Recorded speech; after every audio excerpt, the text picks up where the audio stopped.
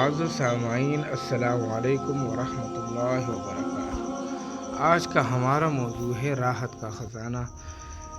دل کا سرور بہت بڑی نعمت ہے اور سکون راحت کا ذریعہ ہے کہ اس سے انسان کی طبیعت حشاش بشاش رہتی ہے۔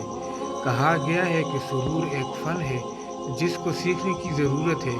جس نے یہ فن جان لیا کہ سرور کس طرح حاصل ہوتا ہے اور اس سے کیسے فائدہ اٹھایا جاتا ہے، وہ زندگی کا لطف پاتا ہے اور حاصل شدہ نعمتوں سے لطف اندوز ہوتا ہے۔ مصائب میں صبر و تحمل سے کام لینا اور غمزدہ نہ ہونا، یہ دل کا سرور ہے کہ اس کی تقویت سے دل قوی ہوگا۔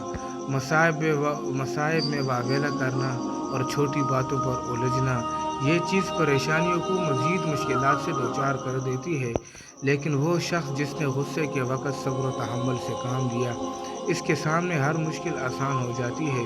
سرور کا حاصل یہ ہے کہ بندہ اپنی چادر کے مطابق پاؤں پھیلائے۔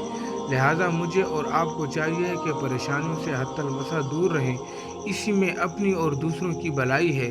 سرور کے فن میں ایک بات یہ بھی ہے کہ پریشانی کے وقت ذہن کو ادھر ادھر کی سوچ و بچار میں بچا کر رکھا جائے اور خود کو مطمئن رکھا جائے۔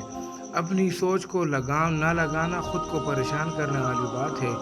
اسی طرح یہ بات بھی ملحوظ خاطر رکھے کہ اپنی زندگی کو اتنی قیمت دو جتنی بنتی ہے، نہ یہ کہ زندگی کو خود پر سوار کر لو۔ ارباب نعمت کو زوال نعمت سے ڈرنا چاہیے۔ جس زندگی کی خاص صفت فنا ہونا ہو، اس کے امور پر حسب ضرورت توجہ دینی چاہیے۔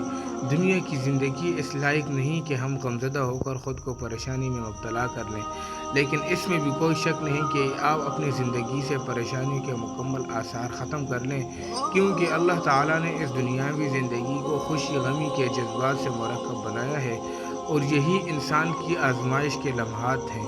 مقصود یہ ہے کہ پریشانیوں کو مغلوب کیا جائے، کیونکہ مومن کے لیے مکمل راحت و آرام تو بس جنت میں ہے۔ اس لیے عقل مند آدمی کو چاہیے کہ پریشانیوں کو خود پر سوار نہ کرے اور نہ خود پریشانیوں کے سامنے کمزور ہو۔ بہت شکریہ۔